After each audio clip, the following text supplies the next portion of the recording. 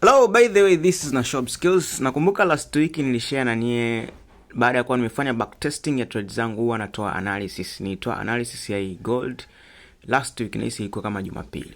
Basi by the weekend huwa na tabia ya kufanya backtesting. Nafanya backtesting ya trades ambazo nilizichukua last week. Na baada ya hapo inanisaidia mimi kutambua makosa yangu niliyofanya last week ili niweze kuyarekebisha nisiyarudie tena.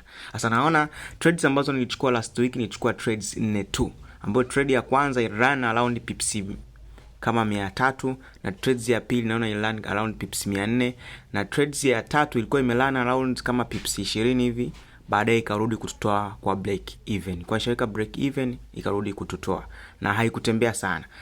Na ya trade yangu ya 4 naona ilitembea. Kwa hiyo maana yake ilivyokuja baada ya kuwa imevunja trend line, nikasubiri irudi kulitest. Irudi kulitest ikafanya engineering liquidity au flip, baadaye ikapanda juu tukasepa nayo. Kwa hiyo last week nimechukua trades zangu 4, zote zilikuwa ni profit na 3 zilikuwa kwenye profit, na nyingine hiyo moja ilitoa kwa break even.